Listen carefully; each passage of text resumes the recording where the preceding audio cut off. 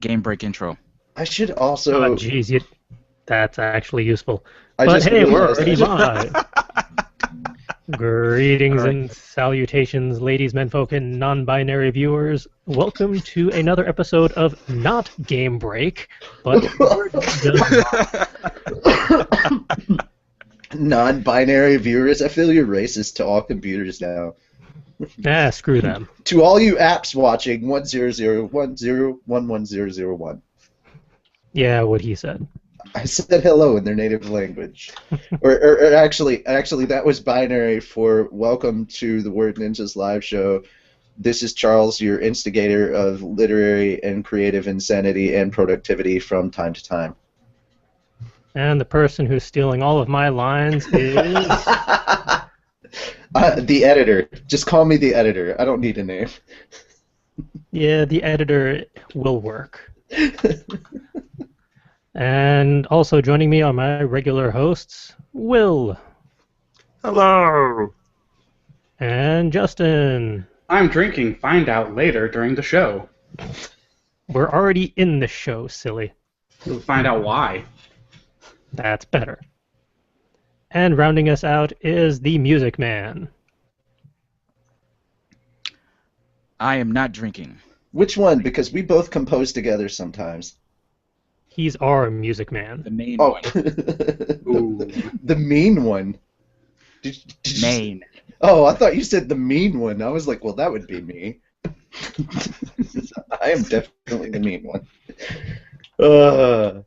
Okay, so yes. So I'll go and do my intro now because I thought it was rude for like me to do my introduction before you actually introduced your cast and crew because they're here all the time and I'm just the random bystander. Show, Yeah, yours. You have to... exactly. But you said something about binary, and so my brain took off in that direction. And I'd like it to come back now, please. Come back, come back. Nope, too late. Hi, I'm Richie Roberts. I am a writer, director, voice actor, sometimes podcaster. And I don't have creative or productive stuff. I'm just chock full of insanity. So, yay. No, I try to be creative and productive, and I listen to this show because it helps. And Believe it or not, you guys really do help. And I'm actually stuck at the beginning of my next chapter, so that was part of the reason I wanted to come on the show, because sometimes you guys have some really good ideas that encourage me to write. So that is why I are a fan. So that's why you're here. Procrastination. But no, not procrastination. It's just plain out writer's block.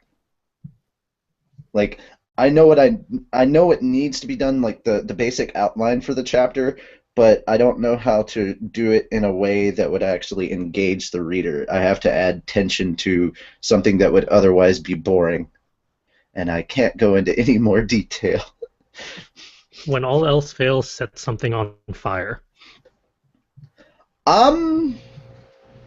That's not particularly applicable to this particular point of the story. The scene takes place underwater also, which... You can't set Ariel on fire, much to my dismay. You're just not trying hard enough. Well, if setting things on fire doesn't work, how about having people drink? Because, hey, that's our talkie point for this week. And it's actually being led by someone who's not me, which is weird. So, Calvin, take it away. All right, going to the proper page.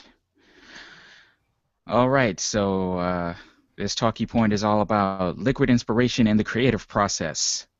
What is your drink or drinks of choice when it comes to spurring on creativity? Your choice does not have to be alcohol-based. I bring that up mainly because I am unable to drink for the moment, and it makes me sad.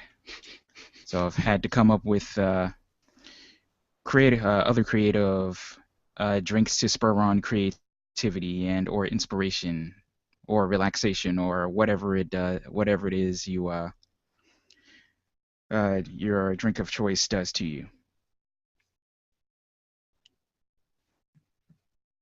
Let's see. Who wants to start this one off? Or should I start off? You're the topic leader. You can either pick someone, or you can lead off, or someone can jump in. I'm drinking scotch. I was fixing to say it very One much looks at a like Justin is time. volunteering for tribute.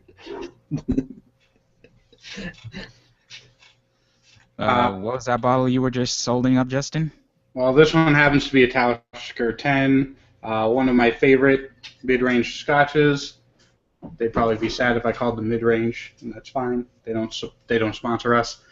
And I have many other scotches, bourbons, whiskeys, rye. I've been getting really into rye lately. I've got my Whistle Pig.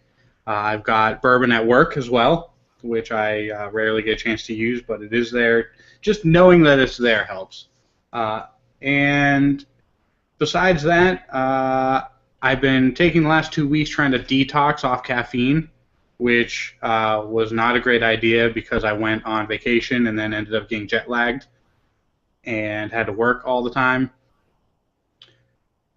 So for alternatives to caffeine and alcohol, which are the two writers' best friends, one in each hand, I would say some of the drinks that I like that are not coffee and alcohol would be water with lime. You rarely see lime being added to water. It's always about lemons, but lemons are for suckers, pardon the pun. And limes are way better, and I'll even cut a lime in half and just start slowly and somewhat erotically licking the lime just to get the delicious lime flavor. But you have to put the lime in the coconut. If I had a coconut, I would do that.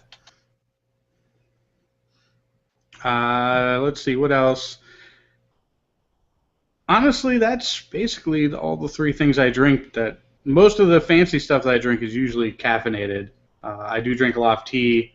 I'll drink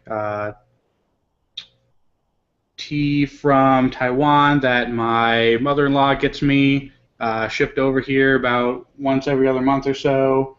Yeah, that's about it. And now that Richie's here, every time I say I become really self-conscious because he's our editor. And he was talking off air about him cutting out all of my ums. It's not as taxing as it sounds. Don't worry about it so much. Just means you're thinking. The whole thing is, I'm sorry to the audio listeners for deceiving you, but basically every time I cut out when you say and you go right into your next thought, you sound so prepared and ready. You sound super professional, and that is what I've been doing. And it's just reflex from 5 years of editing audio podcasts, because the word I hate the most is because everybody says it. And thankfully, this is one of the few podcasts that I edit where only one person has a lot of ums. It's usually the entire cast, and if everybody's saying a 1-hour podcast can turn into 4 hours of editing. Little do we know that Richie takes all of those modulates them, and then interspaces them in between every single one of the words that I say. Okay, I think you're confusing me for someone who is not lazy. So, no, that as funny as that sounds, and as cool of an idea as it seems in my head, I know it's never going to happen because that's too much effort. Just far too much. Returning back to Justin. Yay. Yeah, I've just been trying to think of anything non-alcoholic and non-caffeinated. I drink a lot of water. I drink a lot of diet soda. I drink a lot of carbonated water. But it's mostly beer, scotch, and coffee and tea. Now I have to sort of reevaluate my whole life now that I've come to that realization. Of those drinks in particular, which one in particular helps with the creative process, or do any of them help with the creative process? Okay, that's actually really are good. Are most of those just for fun? No, I would say the caffeinated beverage, if it's a coffee, it's usually there as a tool to keep me awake long enough to be able to function. I wouldn't say that it necessarily directly helps the creative process. I would say that tea occasionally does, depending on what I'm writing. It kind of gets the juices flowing, and that's just from profile and caffeinated point. Scotch and whiskey is interesting because they all have, especially Scotch, have wildly different flavor profiles. So depending on what Scotch you drink, you kind of get a different visualization in your head about what's going on. For example, the Talisker that I was drinking, the way they age it in barrels that are actually outside. So all of the ocean spray and the seawater actually permeates into the wood, and you get a nice salty taste out of it. And so whenever I drink a Talisker, I always think I'm like on the coast of Cape Cod or in Maine or something. So it actually is helping a lot when I'm writing about my horror novel, which takes place on a coastline. Oh, okay.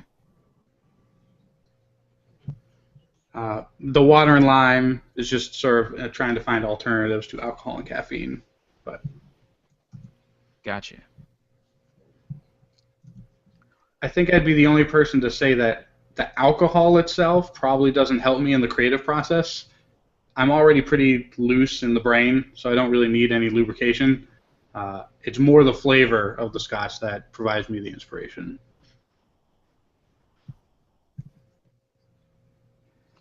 I see, I see.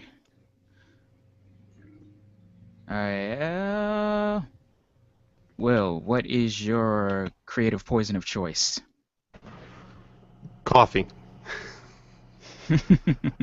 Coffee, particularly consumed at the start of the creative session, as I find that it helps kind of wake the brain up. And I'll find, like, I'll start out and be kind of slow, but then eventually the caffeine kicks in, and as long as I have a really good idea for what I'm writing, it'll just flow. And then I'll have tons of written pages. Hopefully, maybe, sometimes. Plus, I like coffee. And anything caffeinated. It's usually either coffee or soda.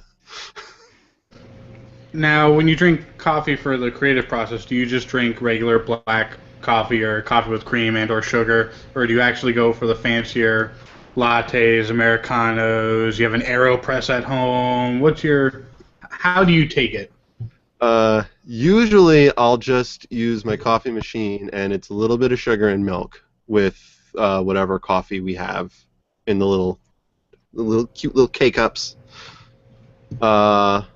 It may just be coffee. Sometimes we have like the flavored K-cup coffees, which can be interesting, and some are good and some are bad. But as long as they have caffeine in them, they help. And then sometimes it's just like, you know what, let's get some Dunkin' Donuts. And even then, it's usually just coffee. As a quick related aside, do any of you maniacs put milk in your tea? Depends on the tea. Yeah, I used to. I don't do it often. I haven't in a long time. I usually just put sugar or honey. Yeah, the whole idea of milk and tea really grosses me out for some reason. And you bring great shame upon my people.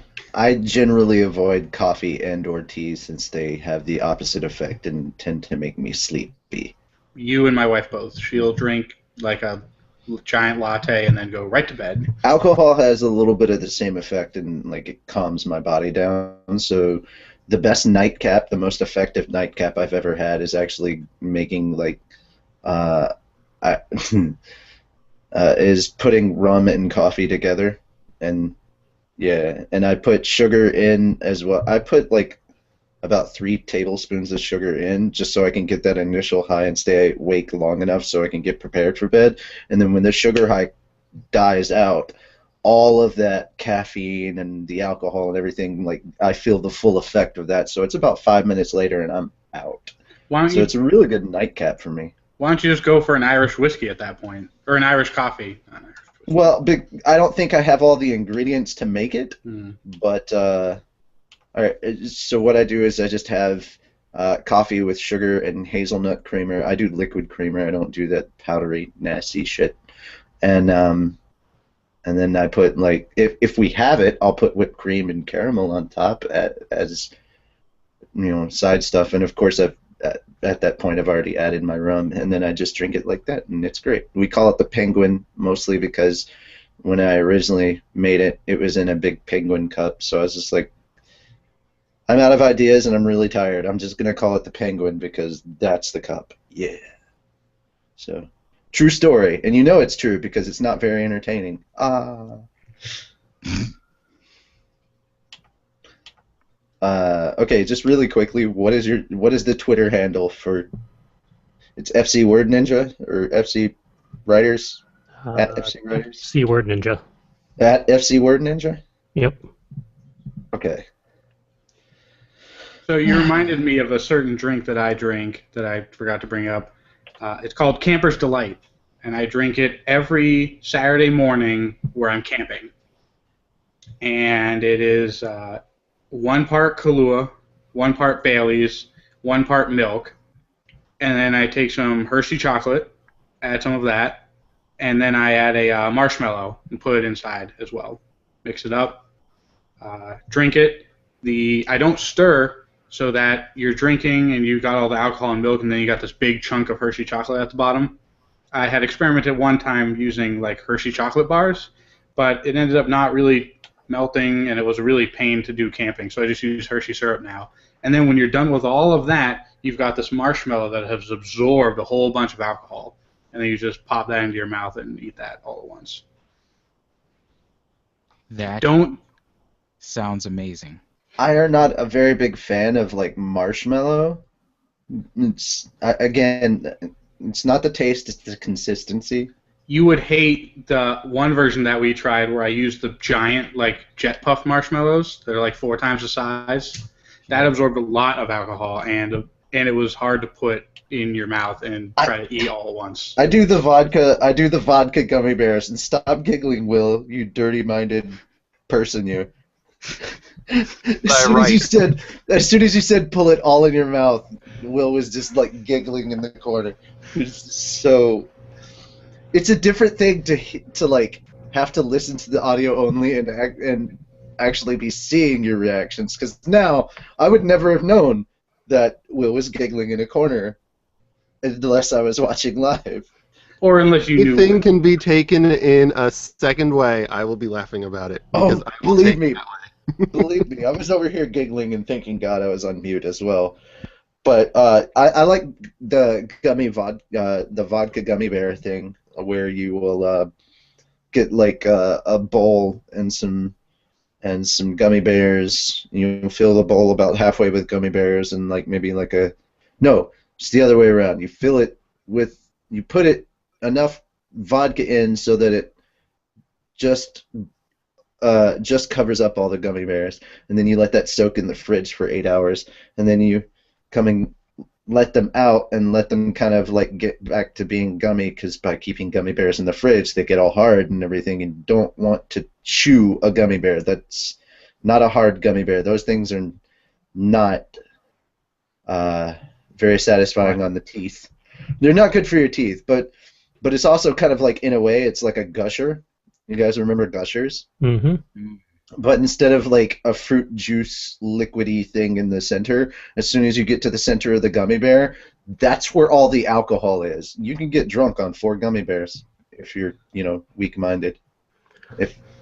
If you're Irish, you're gonna have to go through a bag, because dirty potato water does not easily get one drunk. Now, how does that help your creative process?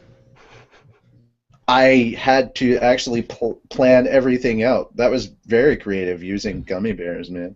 No, alcohol doesn't help my creative process at all. I think that's an urban legend. Yeah, I think it is too. Most of the time, it's either, and I don't even really think about it. It's just I just have something to drink. I don't need something specifically in the creative process. But most of the time, if I need to be awake, it's like mostly like Mountain Dew, because that seems to be the only thing that I drink that's a caffeinated or carbonated beverage. I feel like when I'm in a really productive session, it's better to have a drink on hand than food, because I'll just start absent-mindedly just mowing down whatever happens to be next to me. doesn't matter how many calories are in each bite. I will just mow through the whole thing. Well, there's Better to have that. just like a nice drink that you have a limited amount of calories that you can sip and nurse. There's that, and I'm also very, very paranoid when it comes to electronics, and I don't want to be sitting there eating in front of my electronics because then, stuff gets everywhere or you can accidentally spill something. So I tend not to really do that as much. I like a clean keyboard as well. I understand. Yeah, very. Anybody that's actually spilled something that like soda or Kool-Aid or anything that actually makes the keys stick as it dries up. The worst thing that I have to do is actually go in and like physically pull the keys up and take them out and clean the keyboard. Like that is so unbelievably annoying, and it's very time consuming. So I learned my lesson after the first 3 times. Yeah, been there, done that. It's not a fun thing to do. Generally, with me, I'm more spurred with creativity. From an audio standpoint, music has kind of been my existence, more or less, because I've got so much musical ability in my family. I've been surrounded by it for so long. It's kind of in my genetic code. So music kind of very much encourages me when I need inspiration or when I'm trying to be creative. So it's usually, even if I'm not really paying attention to it, sometimes it'll merge off and be background noise because suddenly, you get those ideas and you get transfixed on them and you have to type. And sometimes, your fingers aren't moving fast enough, so your brain is like, move faster, fingers. But you're kind of envisioning the scene in your head, and sometimes music can really help spur in the emotion. I find that music kind of encourages my creativity or my creative spark more than any kind of food or beverage would. I think food and beverage for me, the way I consider it is, if I'm running low on energy, then yes, I need it for energy consumption so I can continue to work at maximum efficiency. But to me, it's more, I just view it in kind of a scientific standpoint. Oh, I burned energy. I need to consume more so that I will not like pass out or lose the brain function that I currently have because it's working. So yeah, that's more or less how I kind of view it. And none of the thoughts that I have when I'm drunk should ever be written about my characters. No, that's just bad. Because if that were the case, suddenly there would be a bear riding a shark, probably flinging poo at a monkey or something. I don't know. I have weird thoughts when I'm sober. I don't think any of the stuff that I've had that I thought about when I was drunk should ever be written down, just for the safety of the human race in general.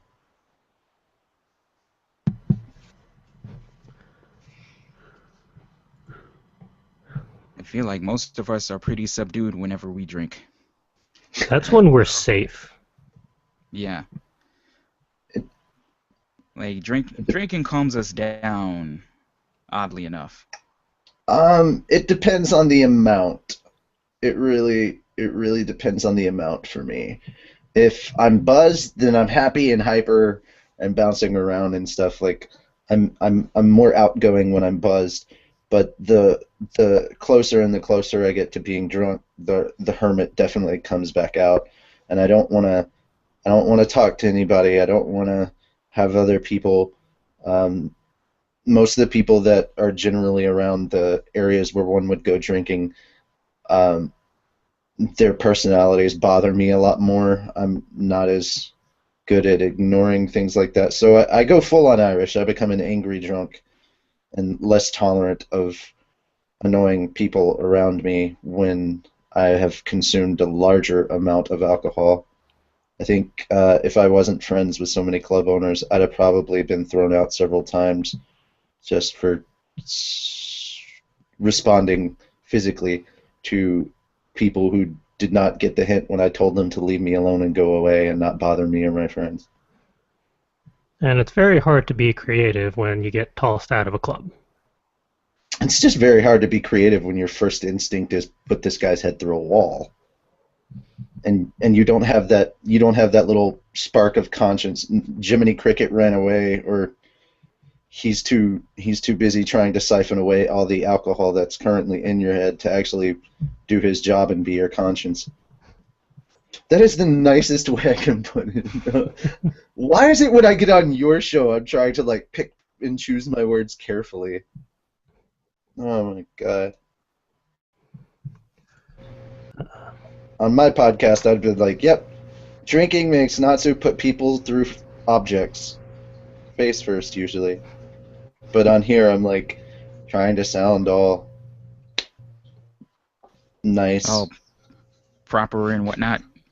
Yeah. Yeah. Well, I'm like, The proper I'm trying to, whatnot show. I'm trying to sound nice about putting somebody's head through a glass table. Yeah, sure. Yeah. Well, More and this is why I don't grammatically drink. aware. Yeah. This is why I don't drink much, ladies and gentlemen. It's because the Irish comes out and I am a fighter. I discovered my fight or flight instinct a long time ago. And alcohol just turns it up to 11. So I generally try not to drink much. And that is the end of my ranting. Let's move on to someone else. Yay! I lost track of how many people answered and how many didn't. Because I was You did not, multitasking. and I think we interrupted Will somewhat. Oh, yes. My bad, Will. Pretty much done. I drink coffee. Next person. All right. CJ, your turn. I don't have anything specific for creativity anymore. I just drink a lot. I'm always thirsty, just perpetually. So I always have a Nalgene bottle of tea, usually, or coffee. Never-ending supplies of coffee. But it's usually either Earl Grey or chai for tea, depending on... Usually it's Earl Grey in the morning, chai in the afternoon. I don't know why. And I'm only going to count all of this for creativity just because I regularly during the day have to be creative because I'm usually writing or editing or doing something ridiculous where I have to have a brain. But if I'm actually writing for myself, there's no rhyme or reason to what I have. At the moment, it's this spectacularly cheap, like 100 thing in a box because it's cost-effective tea. Nice. Can't go wrong with Stop and Shop, man. I mean, I drink probably 8 to 10 of these cups worth per day of just tea. Wow. Yeah, my teeth are going to be horrible by the time I'm 40 because of this, all the tea and coffee. I'm not looking forward to that. With or without sugar? No sugar. And no milk, Okay. because even the little bit of milk kind of throws me off now. And I do not like that. Ah. My lactose intolerance is getting more finicky. Ooh. Yep. My lactose intolerance likes to come and go, so I just don't bother with any milk products because it doesn't end well for anybody. Mm. Mm. And we all know how I take my coffee preferences, so that's pretty straightforward.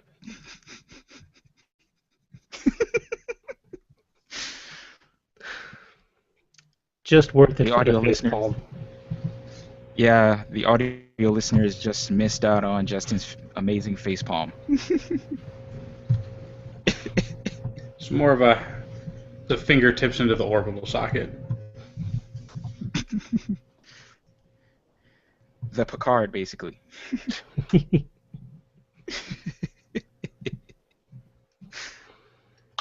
A classic Picard facepalm. Yes. But, Alright, yeah, I well, don't really do alcohol much anymore. I've cut back drastically. I mean, I still have preferences, but they don't really help with creativity. They hinder everything at this point. I've lost a good 80% of the built-up tolerances I've had, which is probably for the best, all things considered.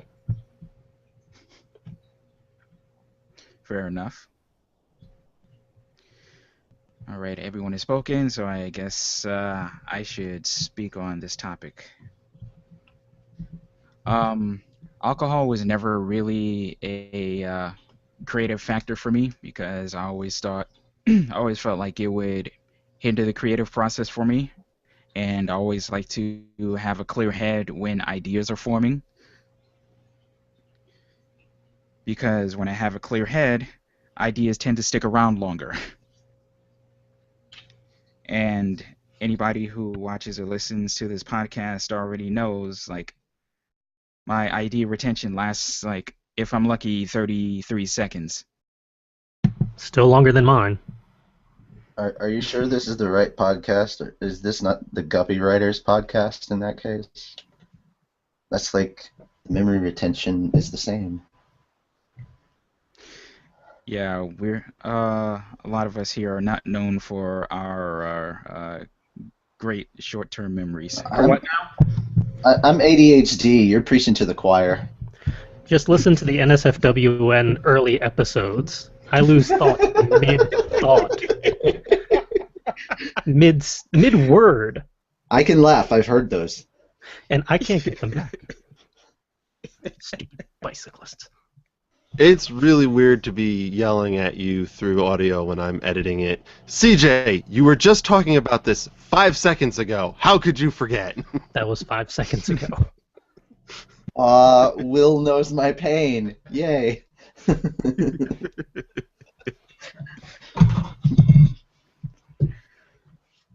So yeah, alcohol was never a big factor in my creative process, but alcohol in general has not been a factor in my life for a good 3 months tomorrow. Well, Wow, yeah, that was around the same time I found out I was diabetic. So yeah, this suddenly took a turn like we were at an AA meeting. It was like, I've been 3 months sober. Yay. yeah, Well, not trying to bum anybody out here, but it's just a fact of life for me right now. So well, Calvin, if things seem to be going easier for you, I can always make your life harder. I have this idea that I want to merge with Game Break and like OTP Manga and Game Break, like we merge the gaming people together on both channels, so more Game Breaky stuff. Because I have a game here that apparently people on Monday really want me to play, and it's a horror title, and they want me to scream like a little girl and possibly crap my pants from the scariness. So it might be a thing. Like I've already done that for our group, so. Yeah, so I'm just trying to find the proper way to do this since it's on 360 and not on PC. So it's something that I would have to play that way, and I'd have to get all my gear together to try and record it properly. I just have to send you the files in their raw format so you can piece them all together because my editing software is crap. Well, it's not crap, it's just not working, which equals crap. So, yeah. My better programs that I would need to use to overlay webcam footage over video gameplay footage does not work, and stupid Windows Movie Maker won't let you do that, so I am pretty much needing someone else's help on that. Yeah, so I can obviously record all my audio very well on my own and everything, but like just putting them all together and making it so that it works. Yeah. We can just make sure you logisticize off air. For anyone who is curious, the game is The Evil Within. That is the game Oh that god. everybody wants me to play and crap my pants to. So I'm just like, Better you than me. I cheated a little bit. I've watched 2 videos of Markiplier playing it, so I know what not to do. Basically, if you want to learn to play a game that is either a high level of difficulty or is scary and you want to not get killed 15 to 20 times just the intro, watch other people play it badly. That's always a good way to do it. Mhm. So at the beginning, I'll probably look like I'm awesome at the game, and then like 20 minutes into the game, I will suddenly suck, and then everybody will wonder what the heck happened, and I'll be like, well, that's where I quit watching. Ooh, that should be entertaining, and Hmm. we shall talk more about that after the show. Yes. The merger possibilities off air, indeed. Yes, yes, yes, yes. No spoilers on air. No, this isn't a spoiler. This was just a random idea that I was like, hey.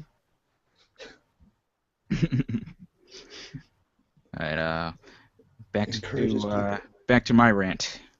Yes, have fun. Let's see. Back to your Alcoholics Anonymous. It's it's weird. After a while, I stopped counting the days, but the 23rd like kind of sticks out in my head.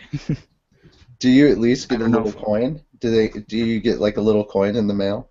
Yeah, like they do with AA? Sadly, no. Aw, they don't have a diabetes coin. That's sad. No. But since I haven't been drinking, I've had to find other things to like occupy the hole that has developed since alcohol is no longer there. Make it sound like there's this giant gaping abyss or something. Like how big of a part of your life was drinking? Was it a large part or just kind of like a thing that you did to be social? It was primarily social, but after the events of August, October, and December of last year, Uh, it became a bigger thing for me than I had actually realized. mm, So that that was a bit of an eye-opening thing with the diagnosis. But okay, no more bumming people out. well, okay, what things did you replace it with? I think exercise might actually have been one of those because I've seen pictures of you more recently, and you slimmed down quite a bit. I actually have not been exercising.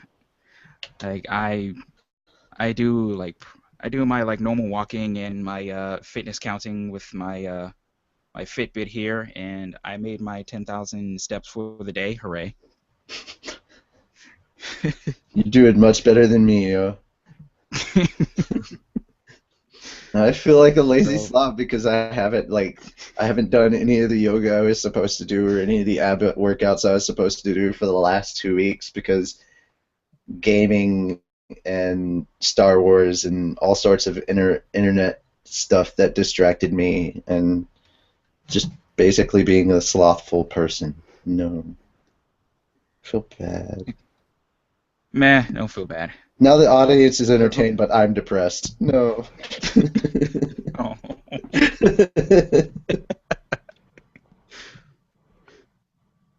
Let's see what besides the change in diet, which has helped significantly because I've been eating significantly less crap and like a lot less of the comfort food that ended up putting the weight on me, a lot of the weight on me that I had lost from a few years ago. Mm. And I have like since like lots of sugar is out of the question, and also beer is out of the equation for until further notice. Mm. I have needed some sort of fizzy beverage to kind of fill in the gap. So I've been going to BJ's and buying like cases upon cases of seltzer. It's the way to do it, man.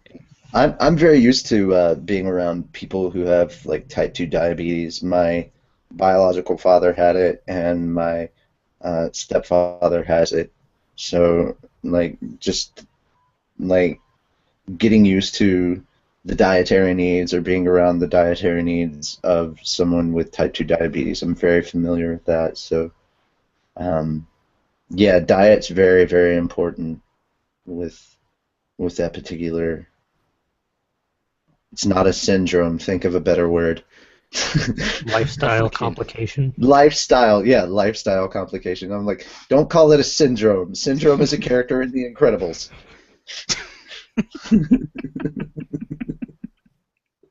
That's where my mind immediately goes. Right to Pixar. Yes. It's so good to nerd.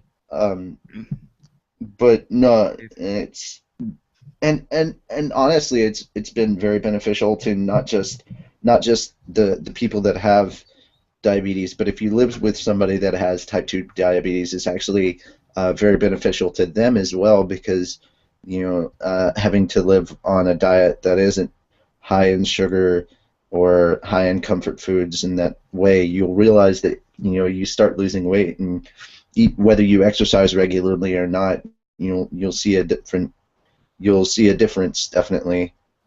And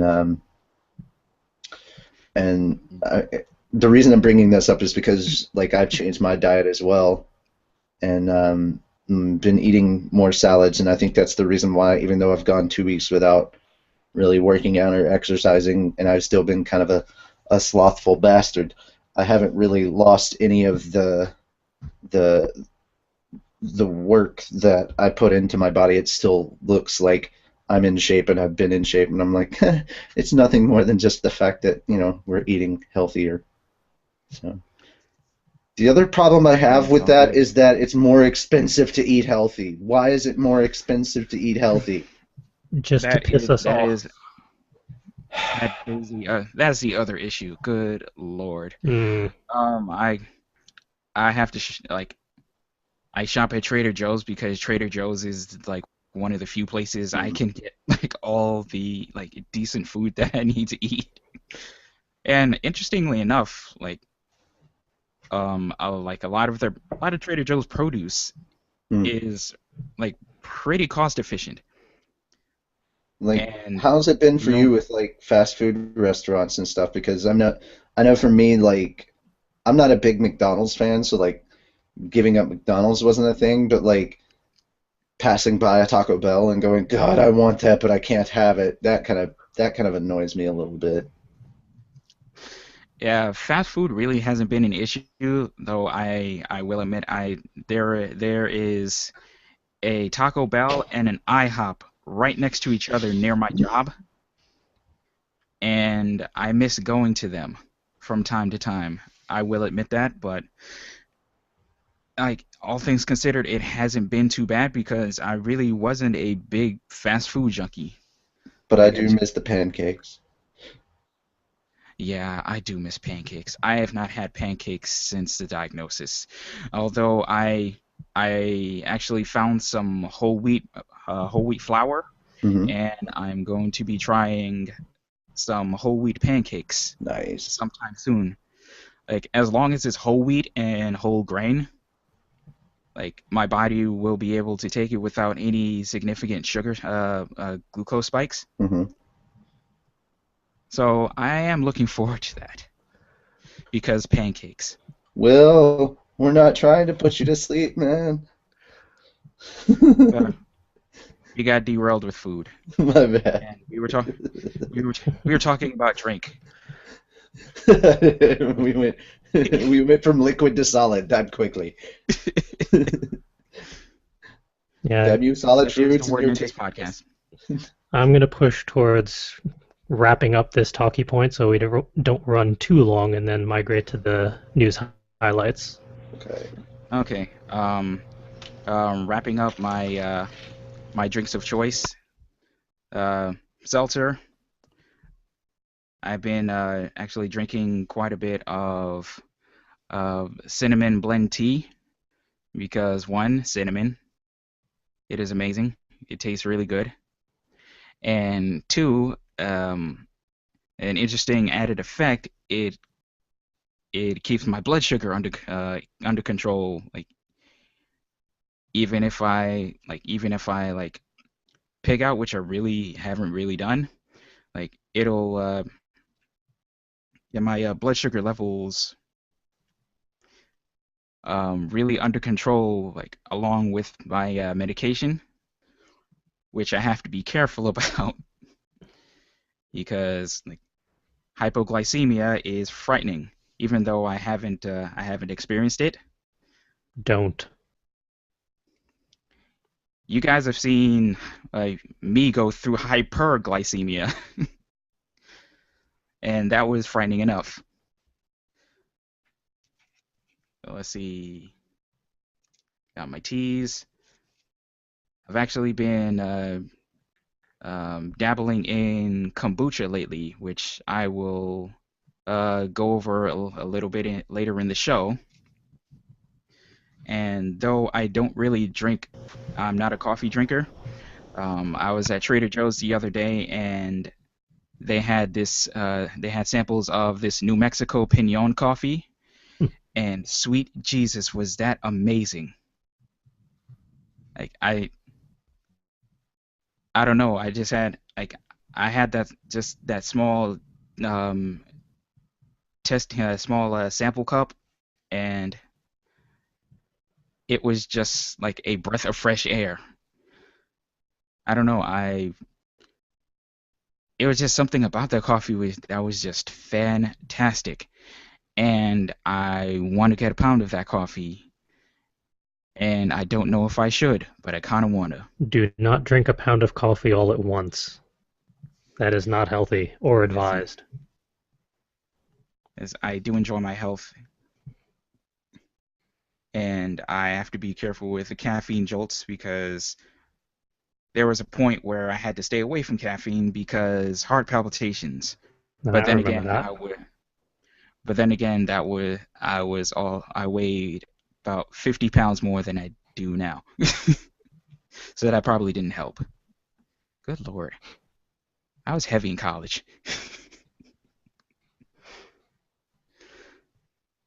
But yeah, the tea kind of helps during the creative process, just in helping me focus.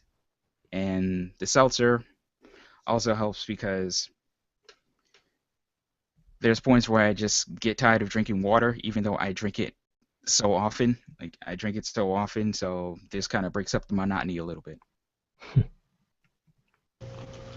Have you And this considered is not a Have you considered getting a carbonating machine so you can start carbonating whatever the hell you want?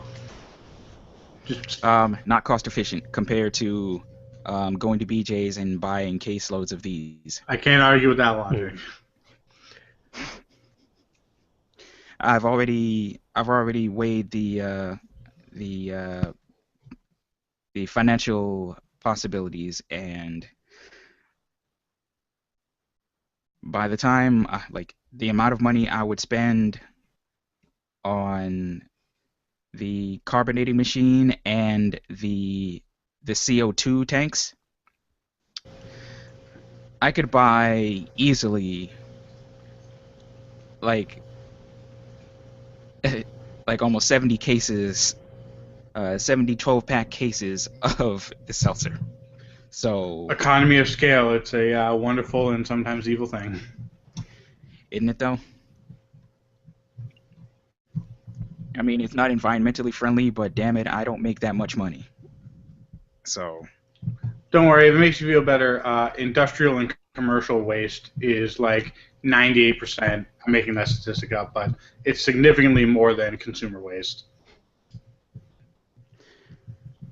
so I don't feel as bad.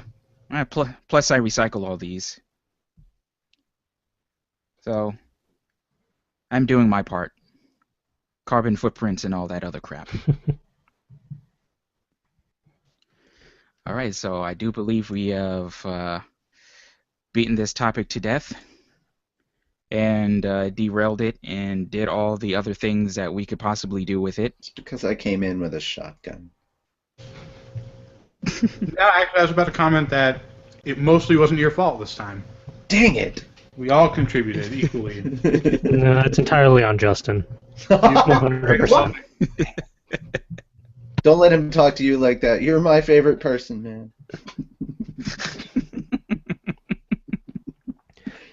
And to our viewers out there, post in the YouTube comments what your drink and food preferences are. Once this eventually gets up on iTunes, post on iTunes or whatever other podcast aggregator service you happen to prefer or utilize and whatnot. Okay, just to get this out of the way, I apologize. I am officially, as of the end of this episode, 2.5 chapters behind, but I will catch up. As Charles can attest, once I get in that mode, once I get into the editor mode, I can get them done pretty quickly. Yeah. I So was I actually more commenting on we haven't been posting for financial reasons because certain services are expensive to post that much that often per month. You don't have to get into those details. You can just blame me. I'm okay with it. Yeah, it's all Natsu's fault. When in doubt, blame Natsu for everything. Look, there are bad guys who need a fiery fist in the face, and so I got distracted. I'm sorry. What Richie didn't tell you is that he also has majority stake ownership in the company that we use to upload our audio. That explains it. I have no idea what you're talking about. You don't even know what majority stake even means. Yes, I do. Oh, come on now. Just because I'm from the South doesn't mean I'm an idiot. Big steak. Quick, let's lose half of our viewers all in one go.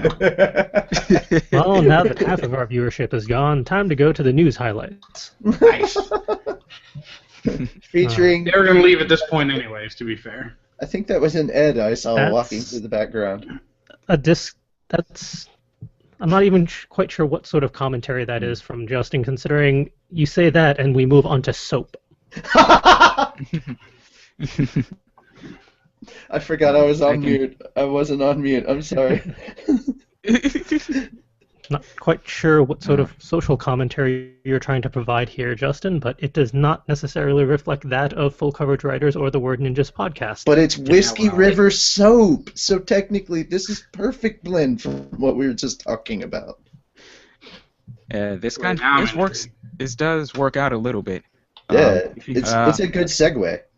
Since this was one of my submissions, I would like to take this one. Do you want to screen share it as well, or?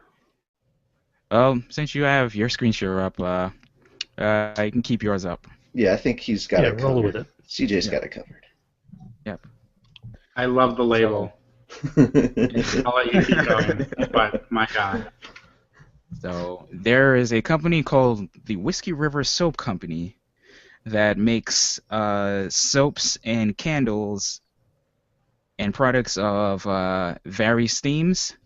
And one of the themes that one of the soaps that caught my attention was the soap for writer's block. I kind of figured that this one in particular would be especially relevant for this podcast and the demographic that we are trying to cater to. So I'll just quickly read the description here. Lube the mind. Or the body. Wait, what? Lather the body. Not lube. Freudian slip. So the wordsmith's well has run dry. Try this specially crafted writer's block soap. If this soap doesn't help you churn out regurgitated ideas and probably a vampire, I'll eat my hat. It's a fedora, by the way. Cool vampires wear fedoras now. Put that in your crack pipe and smoke it. Or in your book. Either way, you're going to need this soap ASAP. Your ideas are terrible. Wow. Like, I want to buy that soap just for the description alone. This sounds exactly like the kind of rant that a company that lives next to a river made of whiskey would say. They have a candle in this flavor, too. What makes it even... Oh, God, there's more. Yes. What makes this soap even better is the fact that it is cheap whiskey scented. Yes. Soap for evil dictators, soap for black sheep. You know what? I think the best-selling soap would be soap that you could gift to a friend, and it's soap for the Mary Sue. If you could just if you could just erase all the Mary Sues from your mind, that would be their bestseller, I think. Soap for hipsters? Oh my God. Soap for frenemies. No. Okay. It says soap for geeks. That's bad advertising. You need to label that soap for con goers. You know how quickly that will sell out for people that Oh have to walk God. around the convention Well, and smell that. Oh my god. Just deodorant for con workers would be. Dude, that's why I say there needs to be a character at every con called Febreze Man. how about soap for Just- introverts? Just walks around and like sprays Febreze on everyone. You could make it the exhaust of a Dalek or something. Yeah. You wouldn't even know. And then, because I was, like, a couple of weeks ago, I was at the Middle Tennessee Anime Convention. I was only there for, like, 5 hours. And dear God, I was never happier to get back into the car and get home. Oh, I want to point out that the promotional picture Hold on. for At least my nose.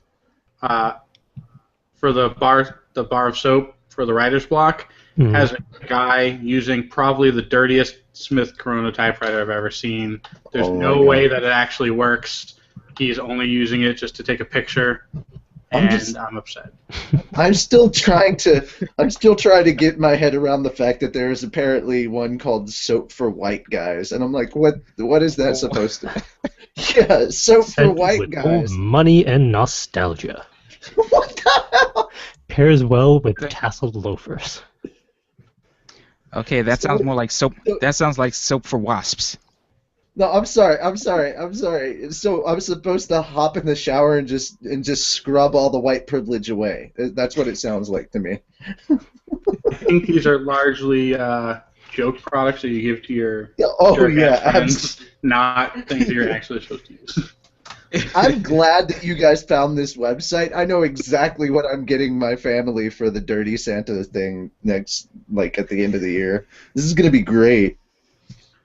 Soap for evil smug people. dictators, scented with the plight of the people, washes away any pathetic attempts at democracy.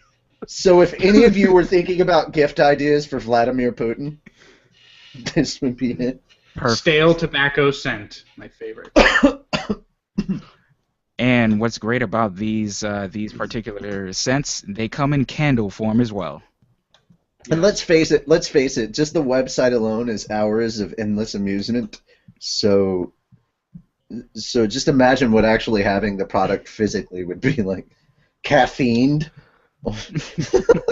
Wait, am I a hipster because I like coffee, bacon, and craft beer all of a sudden? Yes. Yes. Do you wear glasses all the time, wear a fedora, and tell people exactly how useless they are? Not the first two. Okay. You do have a typewriter, though. Yeah, but that's ironic. Oh, God, I am a hipster. Damn it. I was gonna ask him if he ever if at any point in time he was associated with a brony, but okay, that also the typewriter thing kind of sealed it. Yeah. I did go to an Asian market in Flushing just last week and saw a bunch of My Little Pony keychains. I went, for a brief second. So I'm no better. All right, CJ, Yes. do us all a favor and Move on. animate that one. And Oh, God. See, it Already doesn't make beyond. me a hipster if I say back in my day, and I actually was around for the my day portions, as opposed to like, things were easier. No, it's like back in my day, as opposed to like how hipsters say it, because it doesn't start off the same way. I've already turned into a crotchety old man, and I'm still in my early 30s. It's I great. actually wear less flannel now than I did growing up. So that's points in my favor, I think. I find it hilarious that now that I can grow a beard, I wear less flannel, and yet I wore so much flannel when I was a child, and I was like, dude, I should totally dress up as a lumberjack when I'm an adult. Sadly, dream never realized. To be fair, I did grow up in the woods in New Hampshire and was largely lumberjack-esque, so that wasn't hipster. That was just me being literally a lumberjack. Soap for gray areas. Okay. Scented with ambiguity. What's the name of the actor that plays Christian Grey? Give that to him. Or just give it to the writer of 50 Shades of Grey, for God's sakes. Give that. Help us wash it all from your mind and ours. Please do us a favor and stop making fake BDSM, because you're just not doing anything worthwhile with it except offending people who actually are into the scene. I've heard more hatred coming from the BDSM community, and I'm just like, I don't know nothing about that. All right, so for our viewers and listeners, the website is whiskeyriversoap.com. Go check it out, and a tip of the hat to the science fiction and fantasy writers of America. I found this on their Facebook page, so cheers to them. And they are also linked in our show notes if you want Oh to my check them God, out. soap for frenemies. Yes. Yep. Send with backhanded compliments.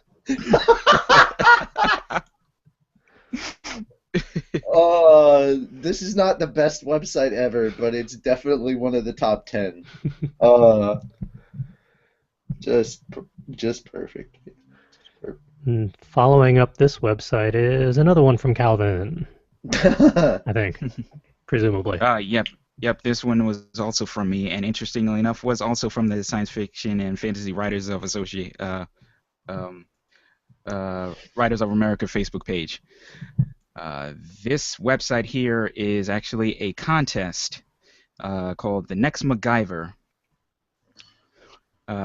This was run by the MacGyver Foundation, which is an organization that encourages individuals and organizations to utilize and advocate self-reliance and sustainability for the betterment of the lives of people in the world. And this particular contest is for script writers and screenwriters with the set goal of essentially finding the next MacGyver, like creating the next great do-it-yourself adventure character, but with the twist of the main character being a female engineer. Because no one should try to replace Richard Dean Anderson. That would be I'm hard with to you on do. that one. Yeah. A piece of gum and a shoestring, and he could make a missile. I'm just Only if he has the paperclip as well.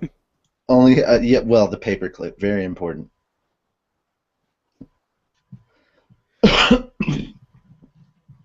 So with this contest, 5 winners will be paired with an accomplished television producer to as a mentor to help develop a script for a TV pilot.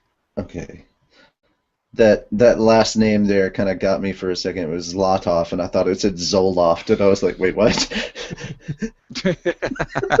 Lee Zoloft. Well, no wonder they need more help. Something worth noting is they have a deadline of May 1st. Well, I'm not participating in Nano, so. That is the one catch. The contest is almost up, but I thought this was something definitely interesting to throw out there. If anybody may be interested in throwing something together, hey, you never know. Plus, Woman MacGyver. I want to see that. Same here. Oh yeah, and on top of that, the top 5 winners will also receive $5,000. Not too shabby.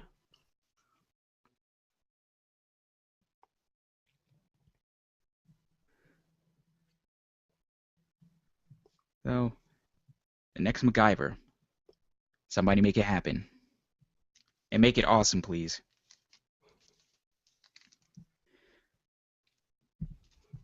Hat tip once again to the Science Fiction and Fantasy Writers of America. They post some really good stuff on their Facebook page. Well, we could always say hello to them at Book Expo, because I'm pretty sure they have a booth there. I hope so. We'll definitely say hello. Alright, next one up is an article noting that Scribd, or SCRIBD, Scribd, Scribed. Scribd.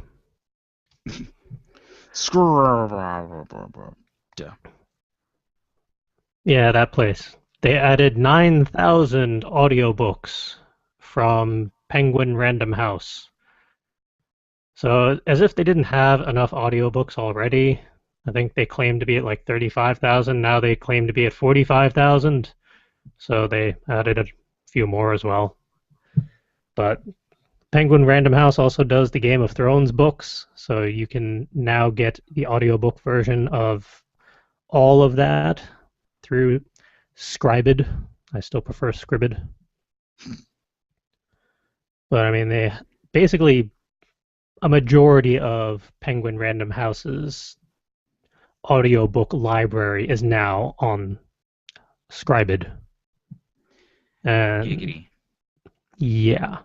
That's all. That's all I have to say about that. Giggity. And for an audiobook service, they're actually pretty fantastic. They have a Wow. ridiculous selection at this point, and their system is pretty clean from what I've seen. I haven't really played around with it too much, and you get one free month if you start. I forget what the subscription prices are offhand. Think it says starting at $8.99 a month. So kind of standard for a monthly subscription to something. Hmm. And of course, App Store, Google Play, Kindle Fire. All the main ones. I am not Interestingly- allowed more books. Interestingly enough, my tablet should be coming in by Friday the latest. So I'm Ooh. excited about that. Which one did you end up with? The 2013 Nexus 7, Nice. the 32 gig one. I think mine is the model before that one for the Nexus 7. Nexus 7 is awesome, Mm. and I can't wait to have it. And then root it, and then do all the things. And then finally sit down and read all the audiobooks, ebooks that I have. And we have like 50 to 100 from all the Humble bundles. Oh, yeah. Yeah.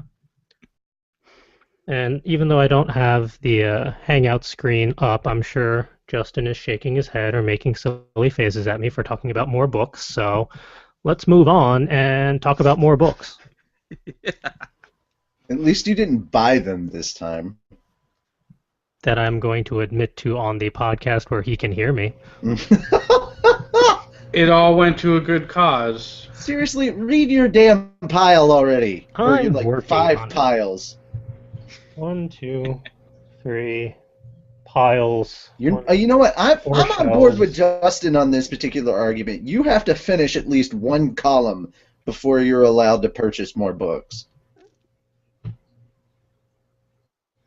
Ebooks, physical, what have you. You need to finish at least one column.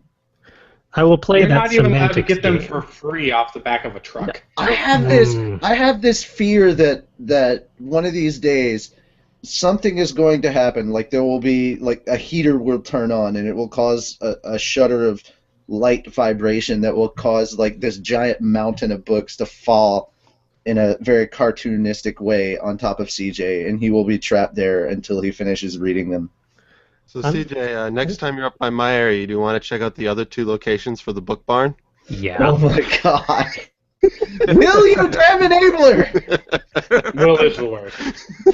Well, I mean, the piles aren't taller than me yet. Oh, is that what you're doing? You're trying to actually build like a human being out of books? That would make a lot of sense. Yeah, that would suddenly explain everything. I've got at least half a torso then at this point. Which half? That's important. I don't know if I'm allowed to say that on a live stream. Message received.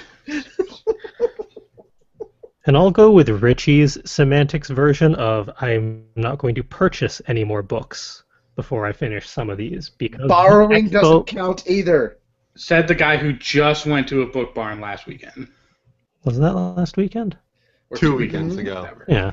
And That those was 2 books were only weekends $1 ago. each. Mhm. I happen to know that was 2 weekends ago because I'm editing that episode. I'm halfway through it. So I can confirm this, sir. Because, I mean, Book Expo and BookCon are coming up, but I'm not paying for those. Which is the best part. Yes. Hmm. So moving on to this article about Things 17 to read that aren't books. 17 webcomics. So you can read them online. CJ, just be really, really glad that there is so much mileage of a distance between us, because I would slap you in the back of your head about now. Yeah, you can always save it for a KaiCon. That's true. Very true. Oh, I think I'm actually allowed to make an official well, no, I have to confirm it with other people. I recently got grabbed up for an abridged series that apparently they want to do as a panel at a KaiCon as well, so yeah. That'll be cool. I Nice. don't think it's safe for me to announce what characters I'm doing at this point, but yeah, I'm on my first official bridge series as 2 characters, so more on that to come soon, later, something. Yeah. Yeah. But I get to be funny and improv and do funny, wacky stuff with my voice. So basically, just a better impersonation of Calvin during episode 85 when he was reading off black cards. Nice. But before you get in How was trouble and my- spoil oh, sorry. too much, Oh no, that's all I think I'm allowed to say at this point. So that was it. so IO9 had an article listing 17 webcomics that are actually completed. So you can just binge read all 17 if you so choose, or just one of them, or a few. Wait. Webcomics that are completed. As in, they have the end. Oh no. I know what completed means. I'm educated to that level at least. My whole question was: is this something that you guys put together before the show, or is this a last minute thing you put on knowing that I was coming on as a guest and just trying to make me feel bad about myself? No, this is something that I saw earlier this week and thought was really cool, and I was gonna because mark for later. because you Check it because out. because you happen to know for sure that I'm working on a webcomic.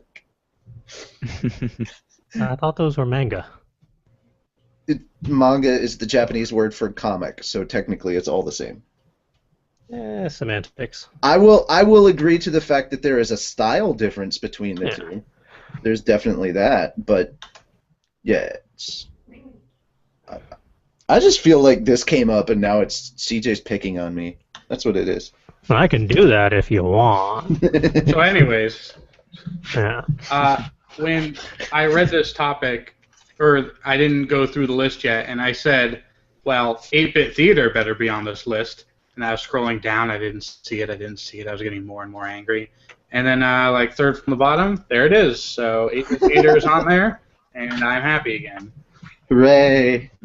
Now, the thing with 8-Bit Theater is that it's probably a little dated in its humor, because its humor is filled with a bunch of, like, really stupid people bumbling around like idiots, which at this point has probably been overdone. But remember, 8-Bit Theater started like years and years and years ago, before that became the new trope of the day. Hmm. So keep that in mind while reading through it. But it is absolutely hilarious, and I read through the whole thing at one point.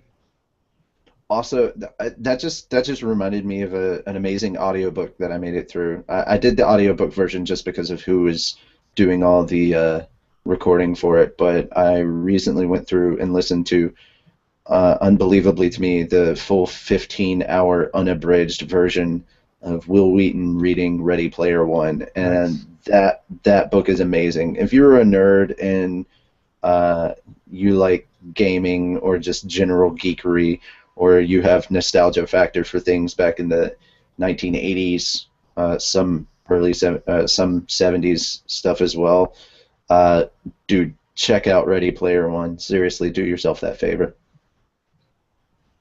It's in And that is my pile. one and only plug for the day. Yay! I forget which pile, but I know I have it. Oh, dude. Okay, just read it already. I have to read a 3-book series first. Okay, fine. Reasons. Audiobook. Yeah, I You don't have have it an on excuse Audible. against those. Yeah, because you can just lay down, and it's actually really, really engaging because you can just lay down, close your eyes, and with Will Wheaton's voice over that, you can just fully imagine everything. It's actually really, really cool.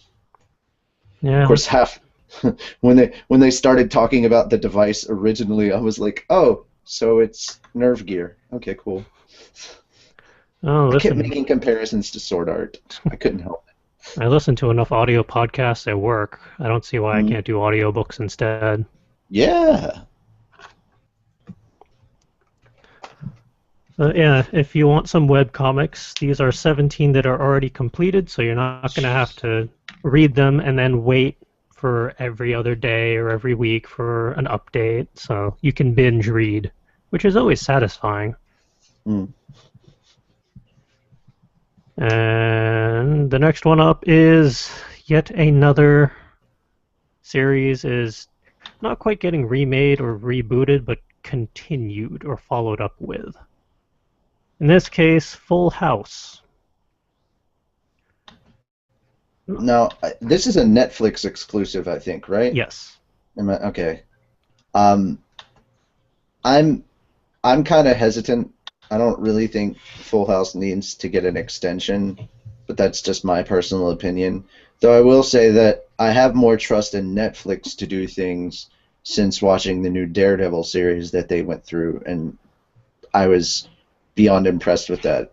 Yeah, So, I've heard that the Daredevil series has been very well done. yeah, they don't even show the villain of the seasonal villain until the third episode, and it's the end of the third episode, and you only get a shot of him from behind. So it's actually really, really cool. Nice. I like how they don't just kind of jump right into it. They do kind of like a slow reveal. I think the biggest issue with the old movie with Ben Affleck was that when they wrote it, they just tried to put everything into such a small amount of time, and it just didn't work.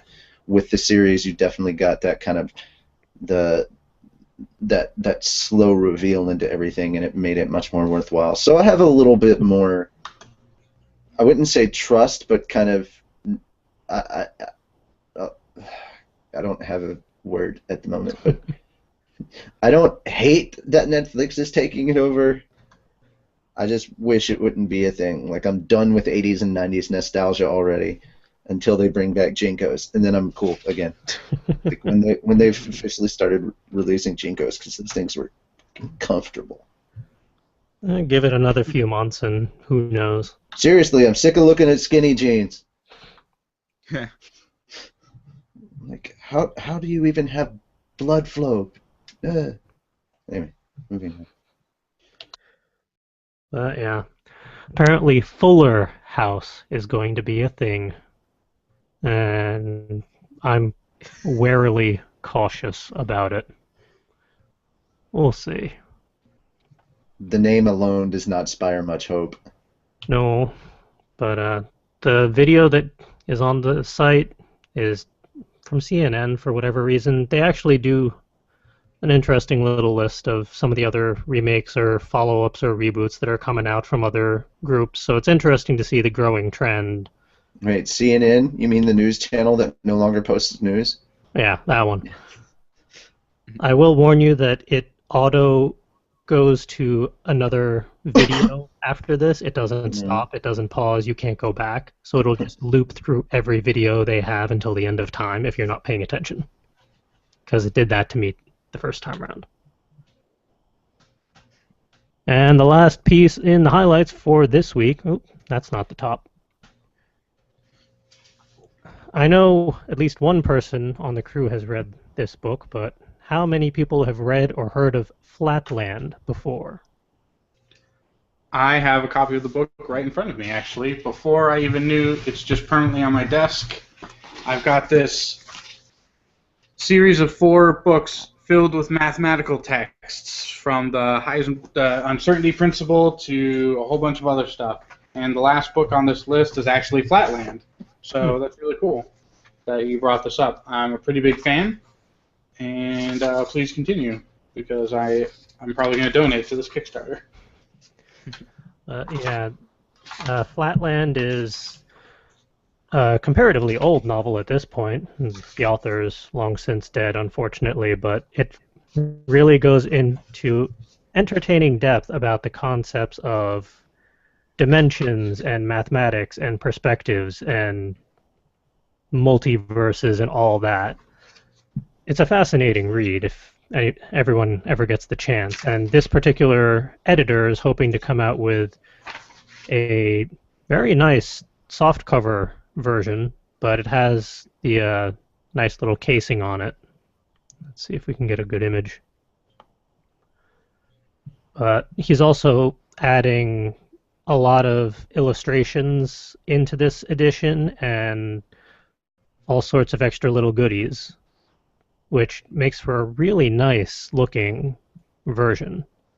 And I know I have my copy somewhere amongst my stacks. I have no idea where it went.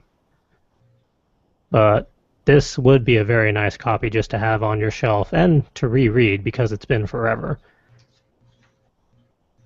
And while a good portion of the Kickstarter he's working on is going to go towards the actual publication of something like this, because doing a paperback is comparatively cost-effective nowadays, but doing it to this quality and with the nice case with it and the embossing and all that, that adds up. So the Kickstarter helps to cover some of those costs.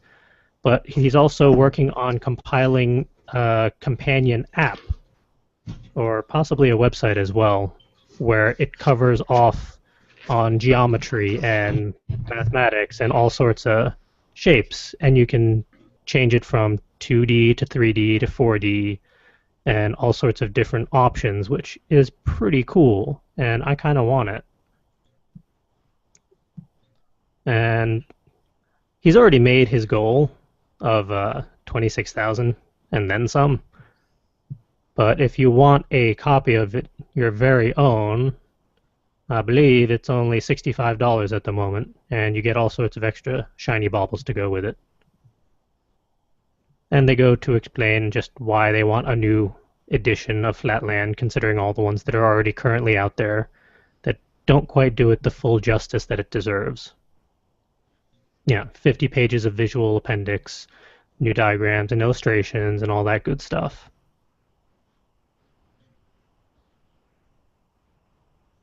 And I'm tempted to donate to the Kickstarter, but I don't know if I'm allowed to get a copy of my very own. Not until you finish a book. Yeah, I'm 60% through that one. Think of this as donating to a good cause and just happening to get a free book out of the deal through. But it's not a good cause. It's just to get a book. Well, how about No this? good Literature is always They're good not going to cause. send you. They're not going to send you the book immediately. So between now and Ooh, the time that's a that the good point. Kickstarter ends, I will have finish finished a book. Richie, I thought you were on my side. Okay, I am, but I'm trying to find a compromise here. Just all right. Finish a damn book. That's my whole. I'm working on it. Work faster. I have Or slower but more consistent. Yes. You try working like 3 jobs and finding time to read. That's You're right. I why. would not know at all what that felt like. That's why man-made audiobooks. Although I don't know if this is going to help or hinder me, but Justin, how much have you been reading lately, considering your workload? I'm about halfway done one of the books that I'm reading, but the book is only like 100 pages long, so No, it's not I going have to great. I have to read manga as research, which I love being able to use that excuse first and foremost. And I recently read 3 volumes of something of one that I've been trying to catch up on for a while. Last night in a matter of an hour and a half. So, and I happen to know that your reading speed is faster than mine, Charles. So you have no excuse. I have many excuses, and I can probably list at least a dozen of them if I really needed to, but Yeah, but it doesn't help when like 3/4 of them fall flat. you're not supposed to mention that part. There's probably more words per image than what CJ's reading, to be fair. That's true. Although Well, right now I'm picture just with 1,000 words. I'm just trying to power through the Throne of Glass series at the moment, which is only 3 books and a companion book at the moment. And I think 2 or 3 more scheduled to come out. I need to get on that. Along with all the other books.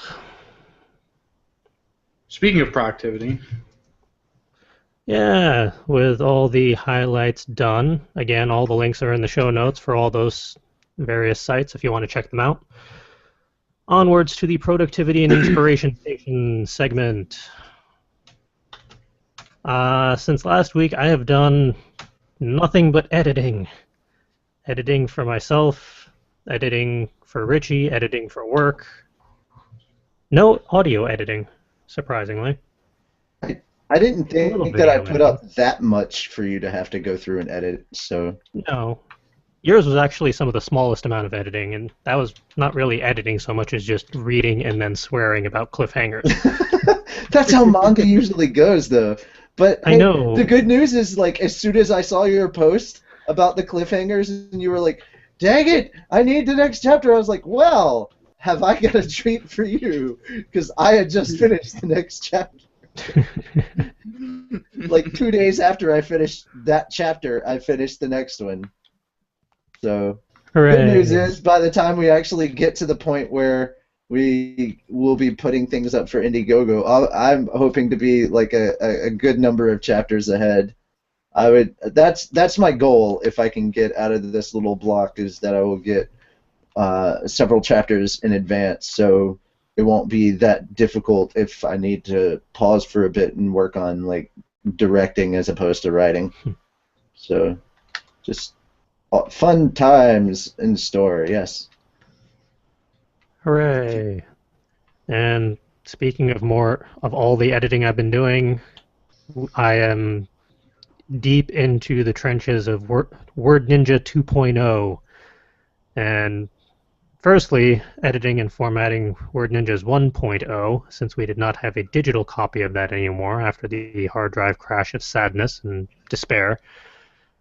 So the ideal goal is to have something ideally close by Kineticon, if not whatever convention we're at after that, because we need a sellable book again. And beyond not having a digital copy of that, the main thing slowing me down this week, which is anti-productive, is I can basically taste the pollen in the air, which I do not appreciate, and it's been wiping me out at night. It makes me so glad I don't live in Connecticut anymore. That makes me wonder, what do bees taste like? Like terror and death for Terror me. and death. If I These tasted are just one, that would wonderful not as well. descriptions. I ate a bowl of dead bees when I was in Taiwan. Oh, wow. Yep. Well, what was that like? It was horrifying. It did not taste like honey. No, it did not. It tasted like carcasses. Did it taste like Cheerios? Come on. No, no. It was all like pan fried. Oh, so it was crunchy. Okay. So it was crunchy, yes, Yeah. which made it somehow worse.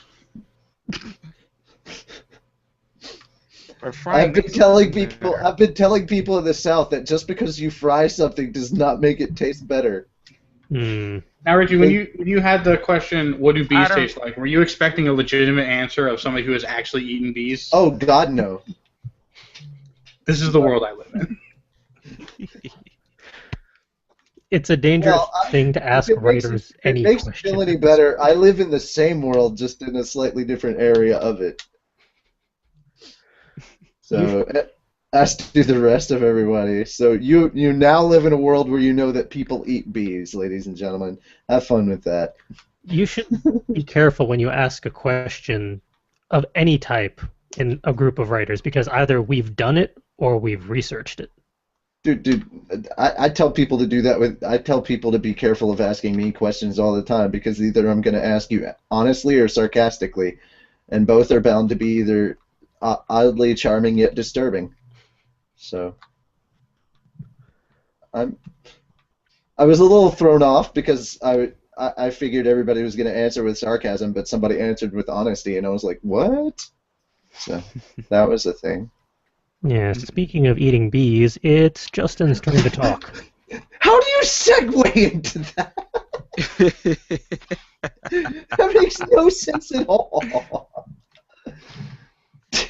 God. Someone's going out of order, but that's fine. So I'm actually going to put in a piece of inspiration into the inspiration and productivity section for once. What? I watched all of the Mortal Kombat 10 fatalities, brutalities, and X-rays in 1080p, 60 frames a second. And after watching all of them, I thought I really want to write a Mortal Kombat fan fiction, but not like a really bad one, like a really good one. Like a story, not like a LOL Scorpion walks in and then he kills Sub-Zero at the end. Like, I want it to actually have depth. And I thought that I could actually pull that off because I'm very familiar with the Mortal Kombat lore since I've been playing every single game since the first one. So that was my inspiration. As for productivity, I went on vacation last week. That's why I wasn't on last week. And I worked every single day while I was on my vacation, logging into work. And then when I got home, I got to spend the weekend also at work. So my vacation was ruined, and I didn't get anything done. But I'm making up for it this weekend. I'm taking a 4-day weekend where I'm going off the grid as far as my work is concerned and actually being productive and having some fun. And speaking of fun, I might have accidentally bought Grand Theft Auto 5 through a very large, convoluted set of events. I won't get into it, but I now own a copy of it. A legitimate copy that was paid for. This is not any pirating shenanigans. I love that I accidentally bought a game I'm really interested in, and I think I will thoroughly enjoy. Yeah, it's a very long, convoluted story. It's funny how those accidents happen. That's me with books. No, that's not accidental at all. Okay, you can't claim accident after like the 30th time. I mean, I've accidentally bought fast food at a fast food drive-thru where I wasn't paying attention, but that's because I have an eating disorder. Do you have a book disorder? Not that I'm willing to admit to on a recording. It's a condition. This podcast episode is actually an intervention, CJ. Time to end this one. Look, just because you have control over the button, that cancels the call. See, I have to still sort of be on good behavior because you can also press the eject button as well. Or just the mute button. We can shadow ban you. Oh yeah, shadow ban. But then he must also worry about what I might mime. So there's that. So I wasn't productive this week at all. I was on vacation, but I was work productive. But this weekend I'm going to be super productive. So watch out, world. Next week you're going to get lots of cool updates on things that I did, or I'll come back a miserable failure. We'll see. It'll just be 5 minutes of swearing profusely about work. That was 2 weeks ago, where I think I just wrote the word "fuck" in the show notes instead of anything else. I was just going to say, isn't that like every episode though? Justin's like profusely cursing or yelling about something work related.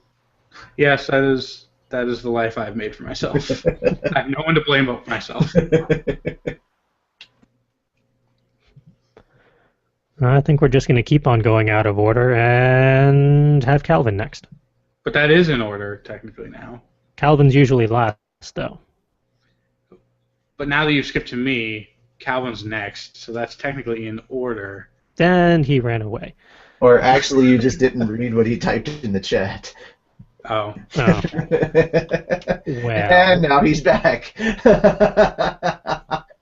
He totally didn't read what you typed in the chat, Calvin, and then you return. Nope, he missed his turn. Now it's Will's turn. That's so very mean, man. He's not even going to get a turn now. Yeah, I know, right? Just, Okay, so I know who I'm giving the evil dictator soap to. So I guess I'll be going then. Excuse me. So I got the Word Ninjas Live editing done that CJ requested of me. Barely. Oh, barely. I almost forgot about that. I get so distracted with so many other things, and Tuesday morning hit, and I went, oh yeah, I'm supposed to do the thing too. CJ wanted me to do that. Don't do the thing. Does the thing. So I quickly did that. Don't do As my the voice thing until I continues. read another book. I have one of your books, so does that count as room for you to get another book? It does count. I'll allow it. He's not buying it. If you would like to donate to the gas fund for me to drive up there and smack CJ with one of said books that he has not read, you may do so by visiting fairytalepodcast.com. Well, the book, he lent me a book, but it's one he's read. I assume you've read it. Yes. Okay, so yeah. You could take the train, Richie. It's only a 15-hour drive. Oh, I've always wanted. gas. No. I've always wanted to do that. Okay. But I don't want to pay for a ticket. I want to hop on dressed up like a hobo. I totally want to do that. No. I don't know why this is one of my dreams, but I always wanted to ride a train as a hobo. Like It's a terrible dream. Will, please continue. I also experimented with my artistic side and made a little reference sheet for one of my characters from my story. Yay. Yay. How far are you on Roommate, or have you finished? I'm not finished. I'm on last chapter that went up is 28. Okay. I'm in the middle of 29, and I'm having a little bit of writer's block. Hey, I very much know that feel. I know what my next scene is supposed to be about. I just don't have the specifics of how it should go. So I'm like, exactly where I'm at. oh well. I have ideas. I just got to figure it out and make it work. Verily, I know thy pain. And oh hey, that was my third part. I'm stuck on what to do next for Roommate. My unproductive side is that I'm not sure what to do next exactly. I contributed to actual show notes without reading them. Yay! But I'll figure it out. I just got to figure out exact wordings and dialogues and words and stuff. Figuring out words is hard, though. Words and then sentences and then paragraphs and then chapters. Can I just type one whole paragraph that's the word fuck? Because I would like to do that. It would fit in with a Lemony Snicket book. I'm telling you right now, that word is so grammatically flexible. It could be almost any word in this, almost every word in the sentence. Why do you think I use it so often in my recordings? Buffalo, buffalo, buffalo, buffalo, buffalo, buffalo? Buffalo. Buffalo, buffalo. I think it's 6, and that's a complete sentence. Oh, buffalo, buffalo, buffalo. Done. Something like that. Sure. That's all I got. Has Calvin returned from the land of robots? Oh, he has. Or is he still working on it? He has appeared at Yep, the very working. least.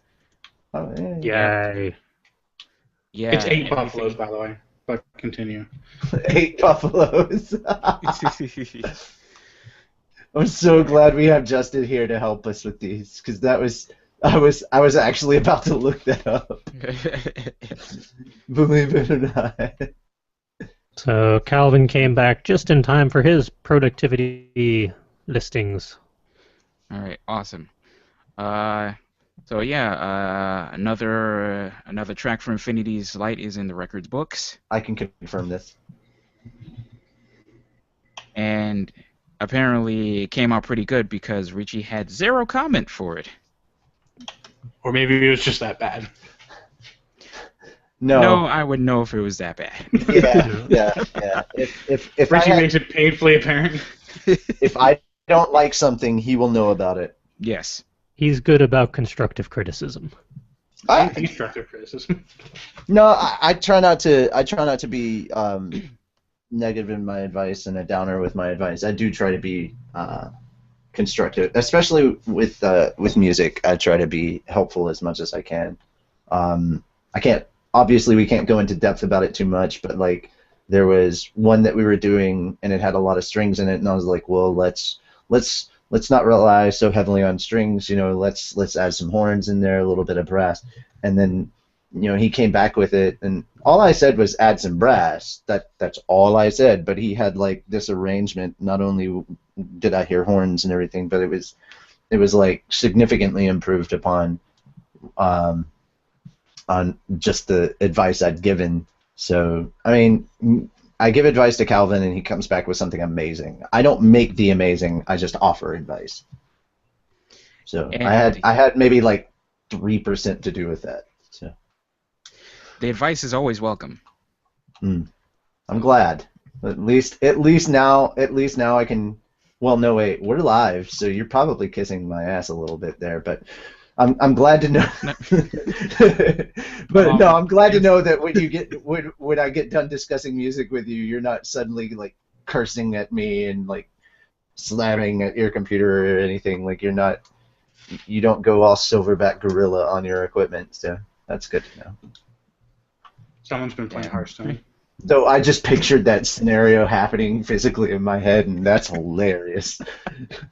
Oh, Lord.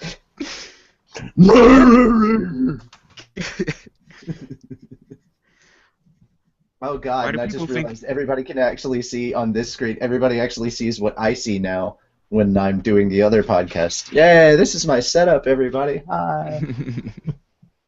I am in no way, shape, or form playing video games while doing this show. No. Alright, so yes, music's going pretty good. Got another one in the works.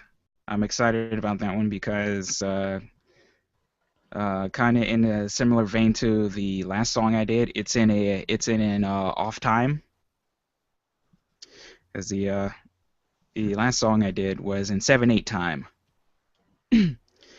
and that was fun to work in.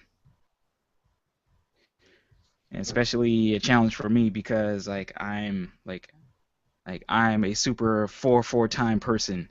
If it's not in 4/4 time, it throws me off completely. And for those of you that don't speak musical theory, that shit is awesome. Yeah. Yeah. So just as a teaser for the next track I'm working on, it's tentatively going to be in 5/4 time. I was So going I'm to make excited. a joke about tossing that at you. Boom. Stay out of my head. It's dirty in there. Maybe if you read some books, it'd get cleaner. I'm working on Books it. don't help.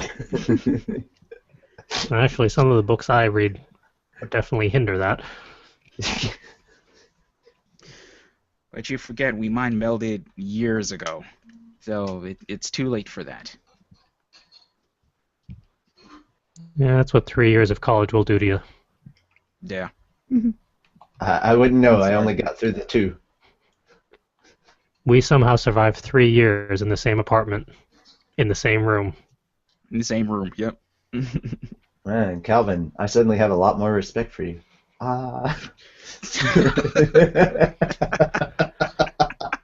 And booted. Worth it. Worth it. But continuing on. How did your productivity go? Oh, I got kicked off the show by CJ. Let's see. Let's go through the bummers first. I lost at least 3 hours of Minecraft video because of stupidity. Boo. I know that feel. I very much know that feel. The audio is still there, but the video is gone forever. And damn, and that was a really good build too. That was gonna, man, that one build would have given us at least 4 good episodes. Damn. What if Although we use the audio for not suitable for word ninjas? I will send you my audio portion, and I will extract yours. We can at least save something. Cause we did have a lot of fun things we talked about during that build. Oh dear. Then again, I still haven't listened to the last episode because I just don't know if I can. Should I be scared by any of this? Only if you listen to the NSFWN series. I have a few times. CJ was fairly drunk in the last one that came out. That's because Oh, of the SCP wine. Thank you, Justin. sure. Mead. I found out it was mead, by the way. No. That was not mead. Was mead. It Before I was gave it to you, it intended was to mead. be mead. It did not come out mead. Sometimes my ADHD really, really shows off. I'm running around doing stuff that I'm supposed to be doing on the tower in Destiny, and then I find the soccer ball that's in the tower, and I spend like 3 to 4 minutes kicking a soccer ball around for no good reason. Just sharing that little tidbit because, ADHD strikes again. And this is why I haven't gotten enough writing done lately. Yeah, that's exactly. Because virtual soccer balls. Or just shiny baubles in general. This is why I have to avoid your Etsy store. It's not because I don't like you, it's because I have a problem with shiny baubles. So do we. That's why we have so many. Yeah. But, Calvin, any other anti-productivity things? Yes. Springtime. I mentioned earlier that I'm so glad I don't live in Connecticut anymore because the pollen in Brooklyn has been kicking my butt enough. It's as simple as this, man. You substitute pollen for pollution. Nope, I'm immune to the pollution. It's the pollen. Listen, I'm a lifelong New York City resident. Pollution does nothing to me. I can jump in the Gowanus River, the Gowanus Canal, which is marked by the FDA as like a hazard, and I will be fine. So you'd go swimming through the Hudson butt naked with an open cut? And I would be fine. Maybe a little chilly, though. Just a little bit, but pollution does nothing. So what you're really trying to say is that you're Captain Planet. I will neither confirm nor deny that.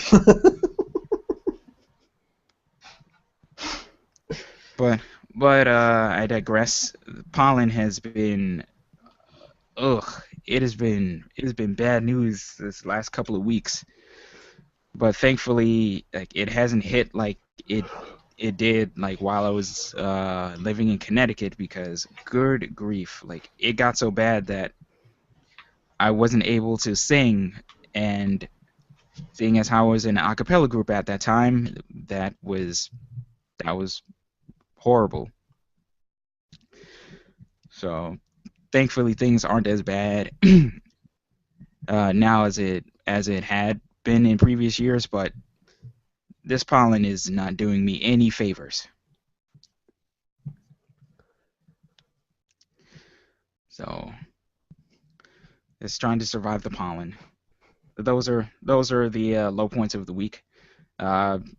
The other high point that I wanted to point out was I had mentioned kombucha earlier in the podcast.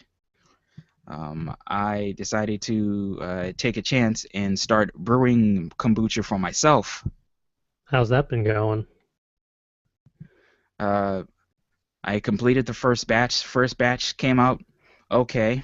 Is basically like a trial run, trying to get my bearings and everything. It's a very interesting process. It involves fermentation, but unlike wine and beer, instead of using like a yeast, this is like the culture is basically yeast to the next level. You actually use what is known as a SCOBY. SCOBY stands for symbiotic colony of bacteria and yeast. Hmm. So, best way I can put it, it's basically a large gelatinous pancake that you put in your kombucha brew. Like it basically looks like a gelatin. It looks like a it looks like a jellyfish, a brown jellyfish with no tentacles, pretty much. And you After the and amount of anime I've seen, no tentacles is a good thing. we don't talk about tentacles on this program. You're the one that brought it up. Well, we don't talk about anime tentacles. Only for context, only for contextual purposes. But I digress. Um, It's okay. You had yeah, help. go. You had help in your digression. Yes, yes. But you basically brew sweet. You basically brew sweet tea. Oh, You sweet you brew sweet tea. You cool it down. You drop the SCOBY in. You cover the jar up with cheesecloth, and you wait a week. And magical things happen in your bottle as the week progresses. Like you see like all sorts of fun yeast colonies sprouting up throughout the bottle, and carbonation happens, and if you're not careful, if you don't store it properly, your entire house will smell like kombucha, which Wow. honestly isn't a bad thing. See, I like science, but I don't like patience, so I'm kind of torn between those two things. Well, the patience pays off because like you basically don't have to do anything for that entire week. You drop the SCOBY in, you let it sit for a week. You come back, you get another SCOBY and kombucha because every time you brew, it makes another SCOBY. So like you get overrun with SCOBYs after a while, Right? which is not a bad thing because apparently there's a bunch of fun things you can do with SCOBYs. But most likely I'll just like give it to my friend who lives in Stratford because he was the one that kind of got me into it, and he's run low on SCOBYs himself, so I might help him out. And another fun thing that I decided to do to kind of give the whole process a little personality, when I bought my starter kit, the company I got it from, they let me pick out which SCOBY I wanted because the place I got it from is actually not far from my job. So I rifled through the refrigerator, found the culture that I liked, and I gave it a name. I named it SCOBY Bryant.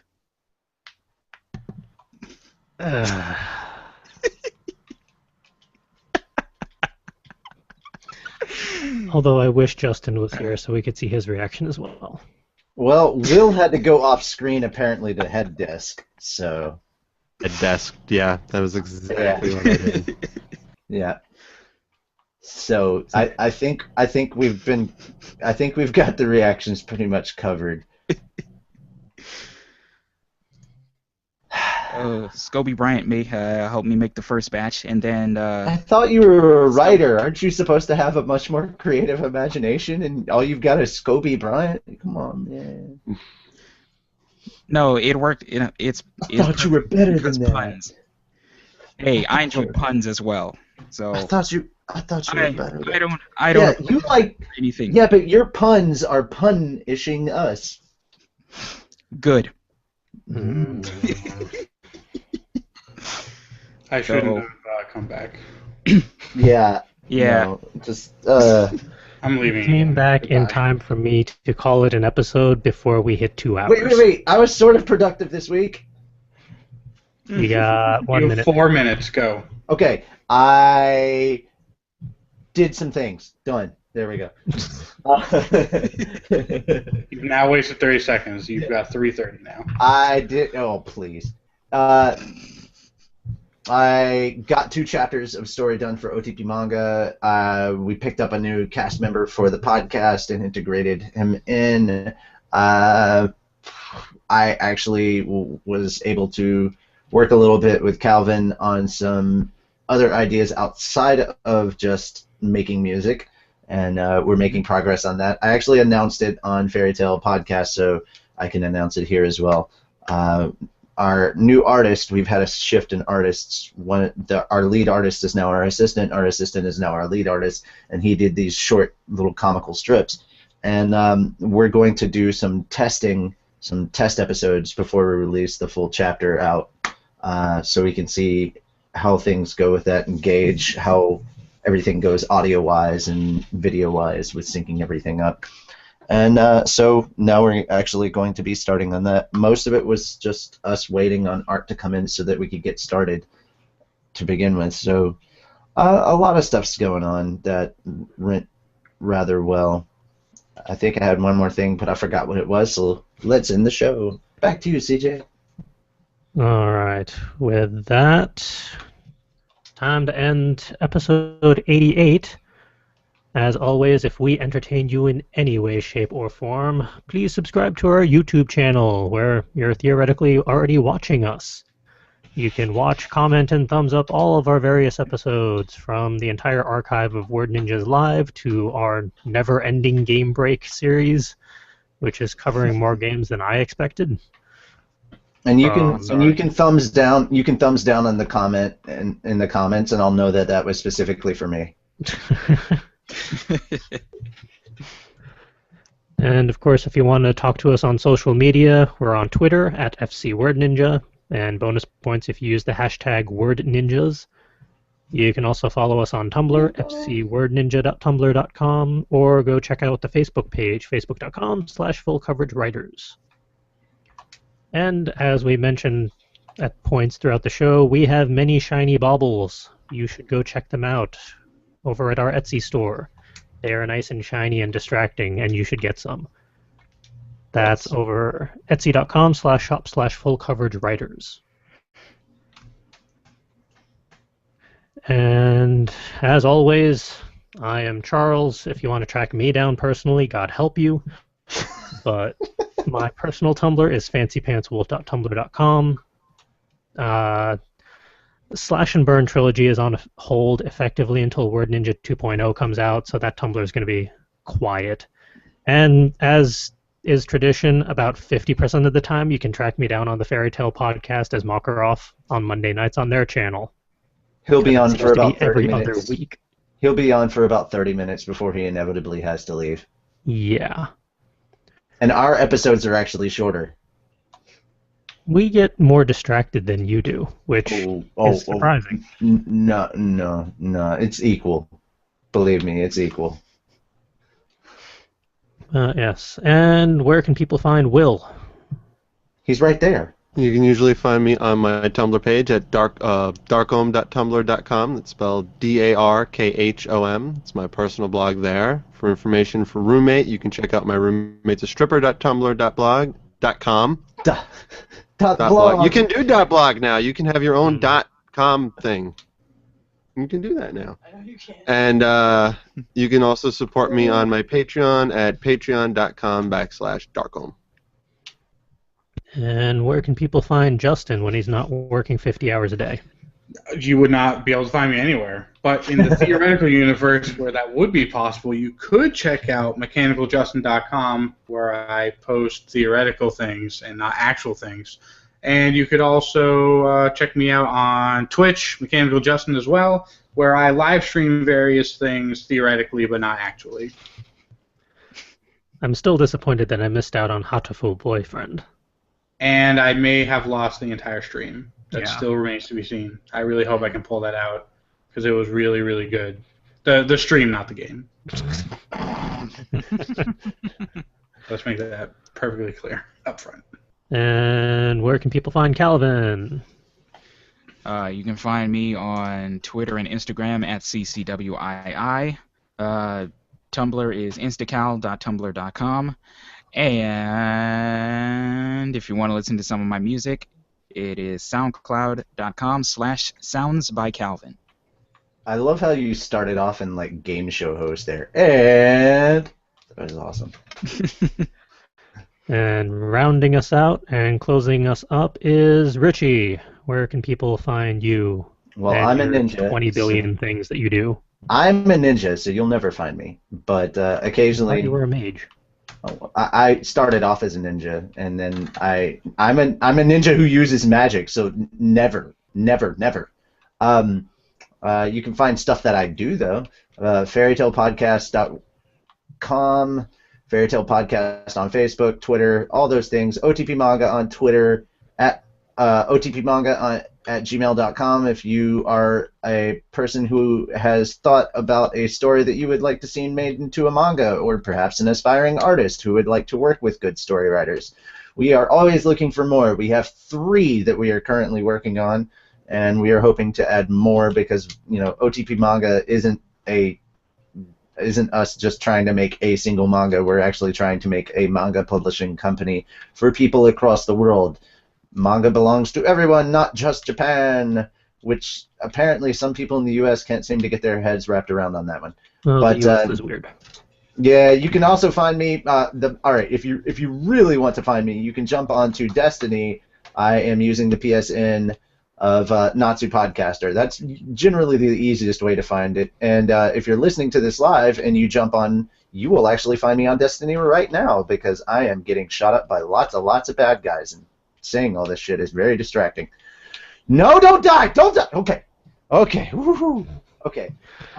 So that all having been said, I think that's pretty much it. Yeah. Oh, at OTP Manga on Twitter. Yeah, there we go. Got all of that out of the way. I really need to promote OTP more than Fairy Tale Podcast. You'll get there. Yeah, eventually, once we're known in some way, shape, or form. So that wasn't just a shout out to your audience. That was also a shout out to the writers on this podcast. I would like to make manga with you because why not? Maybe once we're off the air. That sounds very convincing. Why not? With that, thank you all for joining us for episode 88 of Word Ninjas Live. Come back next week for episode 89. It'll be much shorter. This That. will be much shorter in the audio version because I'm just going to cut myself out entirely. Why couldn't you have done that before the show started? Because I just wanted to come mess with you. And on that note, see you all next week. Adios, folks. No, I won't.